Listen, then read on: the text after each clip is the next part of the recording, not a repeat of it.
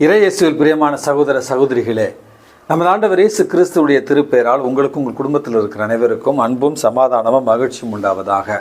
அன்புமிக்கவர்களே, November மாதம் 7ஆம் தேதி தாயாம் திரு அவை புனித வில்லிஃப்ரார்ட் என்பவருடைய நினைவு நாளைத்தான் கொண்டாடுகிறது. அன்புமிக்கவர்களே, இந்த புனிதர் பிறந்தது திருச்சபையினுடைய வரலாற்றில் 7வது நூற்றாண்டில். இவர் பிறந்தது இங்கிலாந்து தேசத்தில் பணக்கார குடும்பத்தில் பிறந்திருந்தாலும் புனித பெனடிக்ட் என்று சொல்லப்படுகிற புனித ஆசீர்வாதப்பருடைய துறவு சபையில் சேர்ந்து துறவியாகவும் குருவாகவும் இவர் திருநிலைப்படுத்தப்படுகிறார். துறவியாக அவர் இருந்தாலும் தவ முயற்சிகளில் அதிக ஈடுபாடு உடையவராகவும் அதே நேரத்தில் மறைபரப்பு பணிகளின் மீது ஈடுபாடு கொண்ட ஒரு புனிதராகவும் இவர் அறியப்படுகிறார். அன்புமிக்கவர்களே, இங்கிலாந்து தேசத்திலிருந்து பல முறை ரோம் நகருக்கு சென்று திருத்தந்தையினுடைய ஆசியோடு மறைபரப்பு பணியிலையும் இவர் ஈடுபட்டார் என்று இவருடைய வாழ்க்கை வரலாற்றில் நம்ம வாசிக்கிறோம். பல்வேறு உயர் பதவிகள் இவருக்கு கொடுக்கப்பட்டாலும் உயர் பதவிகளை துறந்துவிட்டு மறைபரப்பு பணியிலும் எளிமையான துறவு வாழ்வதிலும் இவர் தன்னுடைய சிந்தையை செலுத்தினார் என்று இவருடைய வாழ்க்கையில் நம்ம வாசிக்கிறோம். அன்புமிக்கவர்களே, வலிப்பு நோய் உள்ளவர்களுடைய பாதுகாவலராக இவர் இருக்கிறார். ஆகவே நம்முடைய குடும்பங்களில் யாருக்காவது வலிப்பு நோய் இருந்தால் இந்த புனித வில்லிஃப்ரார்ட் என்பவருடைய நம்ம பரிந்துரையை கேட்டால் நிச்சயமாக அவர்களுக்கு பூரண சுகம் கிடைக்கும் என்பது நம்முடைய திருச்சபையினுடைய நம்பிக்கை. அன்புமிக்கவர்களே, இன்றைக்கு நமக்கு கொடுக்கப்பட்டிருக்கிற நற்செய்தி வாசகத்தில் நமது ஆண்டவர் இயேசு கிறிஸ்து நேர்மையற்ற வீட்டு பொறுப்பாளர் ஒருவரை பற்றி தான் நமது ஆண்டவர் இயேசு கிறிஸ்து நமக்கு சொல்லித் தருகிறார். அதாவது ஒரு வீட்டு பொறுப்பாளர் மீது அவர் தங்களுடைய தலைவருடைய வீட்டு சொத்துக்களை பாழாக்கியதாக அவர் மீது குற்றம் சுமற்றப்படுகிறது.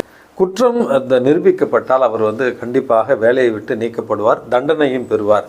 இதை முன்னுணர்ந்த அந்த நேர்மையற்ற வீட்டு பொறுப்பாளர், ஐயோ என் மேலே இப்படி ஒரு பழி வந்துருச்சே, நான் இந்த வேலையை விட்டு போனால் எனக்கு உழைச்சி சம்பாதிக்கிறதுக்கும் உடல் இல்லை, தெம்பில்லை, அசிங்கமாகவும் இருக்குது மற்றவர்களிடத்தில் போய் பிச்சை கேட்பதற்கு. ஆகவே நான் தண்டிக்கப்படுவதற்கு முன்பாக அல்லது என்னுடைய குற்றம் நிரூபிக்கப்படுவதற்கு முன்பாக நான் ஒரு காரியத்தை செய்வேன் அப்படி என்று அந்த தலைவரிடத்தில் கடன்பட்டவர்களை ஒருவராக அழைத்து அவர்கள் கடன் சீட்டை அவர்களிடத்தில் காண்பித்து எவ்வளவு கடன்பட்டு இருக்கிறார்களோ அந்த கடன்பட்டதிலிருந்து குறைத்து எழுத சொல்லி இவர் அவர்களுக்கு அறிவுறுத்துகிறார். அப்படி என்றால் அந்த நேர்மையற்ற பணியாளர் தனக்கு இருந்த அதிகாரத்தையும் தனக்கு இருந்த முன்மதியையும் பயன்படுத்தி தண்டனை தீர்ப்பிலிருந்து இந்த இடத்துல தப்பித்துக் கொள்கிறார். மேலோட்டமாக பார்க்கிற பொழுது இது என்ன அநியாயமாக இருக்குது ஃபாதர், அந்த ஆள் ஏற்கனவே நேர்மையற்றவன், தலைவருடைய சொத்தை அவன் பாழாக்கியதாகத்தான் அவன் மீது குற்றச்சாட்டப்பட்டிருக்கிறது, மறுபடியும் இன்னொரு தவறை அவன் செய்கிறான், கடன் சீட்டில் மாற்றி எழுத சொல்லுகிறான், அவனை போய் இயேசு புகழ்ந்து பேசுகிறாரு. இந்த இடத்துல அந்த நேர்மையற்றவனை போய் புத்தி கூர்மை உள்ளவனாக முன்மதியோடு செயல்பட்டதாக இயேசு அவனை பாராட்டுகிறாரு. இதை எப்படி புரிந்து கொள்வது அப்படின்னு நமக்கு ஐயம் எழலாம். அன்புமிக்கவர்களே, ஒரே ஒரு தெளிவு தான். அந்த நேர்மையற்ற வீட்டு பொறுப்பாளர் தான் தண்டிக்கிற பொழுது அந்த தண்டனையிலிருந்து எப்படி தப்பிப்பது என்பதை தன்னுடைய முன்மதியோடு செயல்பட்டான் என்பதற்காகத்தான் இயேசு அவனை புகழ்ந்து பேசுகிறார். அன்புமிக்கவர்களே, இதிலிருந்து தெளிவாக நமக்கு புரிகிற ஒரு காரியம் என்னவென்றால், 2 நாட்களாக தமிழகத்தில் ஒரு பெரும் துயர் ஒன்று ஏற்பட்டிருக்கிறது. நம்ம எல்லாத்துக்குமே தெரியும். கோவையில் விமான நிலையத்திற்கு பின்புறத்தில் ஒரு பெண்ணை 3 பேர் கூட்டு பலாத்காரம் இரவு முழுவதும் செய்து காலையில் நிர்வாணமாக அந்த பெண்ணை தூக்கி வீசிவிட்டு சென்று விட்டார்கள். அந்த பெண்ணோடு இருந்த ஆணை அவர்கள் கொடூரமாக தாக்கிவிட்டு தப்பித்து விட்டார்கள். அந்த 3 பேரையும் 24 மணி நேரத்திலேயே தமிழக காவல்துறை துரிதமாக செயல்பட்டு காலில் சுட்டு அவர்களை கைது செய்து இன்றைக்கு நீதிமன்றத்தில் ஒப்படைக்க இருக்கிறார்கள். அன்புமிக்கவர்களே, அடிப்படையாக பல கேள்விகள் நமக்கு எழலாம். ஏன் 11 மணிக்கு இவங்க உண்மையாகவே காதலர்களாகவோ அல்லது கணவன் மனைவியாக இருந்தாலோ எதற்கு சமூக விரோதிகள் நடமாடுகிற இடத்துல 11 மணிக்கு போகணும்? அல்லது அந்த இடத்துக்கு ஏதாவது ஒரு வேலைக்கு அவசரமாக சென்றிருந்தாலும் காருக்குள்ளே தானே இருந்தாங்க, உடனடியாக அங்கே சுற்றி இருப்பவர்களை பார்த்துவிட்டு அவர்கள் அந்த இடத்தை விட்டு வெளியேறி இருக்கலாமே அப்படிங்கிற பல கேள்விகள் நமக்கு எழலாம். உண்மையாகவே அந்த ஆண் இந்த பெண் மீது உண்மையாகவே அன்பு வைத்திருந்தால் தன்னுடைய உயிரை பணயம் செய்து அந்த பிள்ளையை காப்பாற்றியிருக்க வேண்டுமா அப்படிங்கிற கேள்விகள், அல்லது ஏன் இந்த 11 மணிக்கு ஒரு பெண் தனியாக இருக்கக்கூடாதா, பாதுகாப்பு இல்லையா என்று பல்வேறு முரண்பட்ட கருத்துக்கள் இன்றைக்கு சமூக வலைதளங்களில் கொண்டு இருக்கின்றன.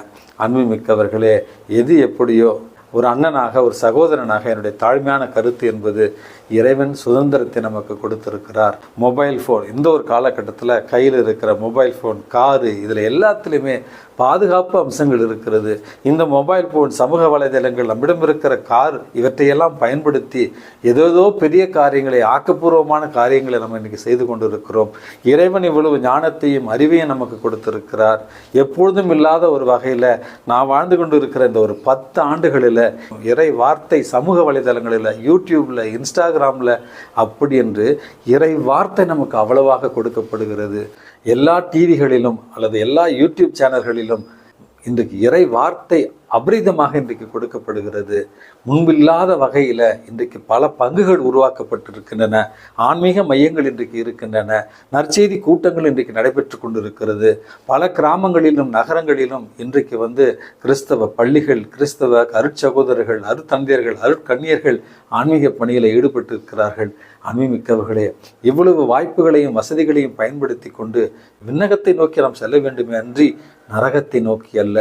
ஆகவே இறைவன் கொடுத்திருக்கிற அந்த மன்னக செல்வங்களையும் மன்னக வாய்ப்புகளையும் நவீன உபகரணங்களையும் சமூக வலைதளங்களையும் பயன்படுத்தி இறை ஞானத்தில் வளரவும், இறை வார்த்தையை கேட்கவும், இறைவனுடைய பாதையில் சென்று நிலை வாழ்வை பரிசாக பெற்றுக்கொள்ளவும் ஒவ்வொருவரும் முயற்சி செய்வோம்.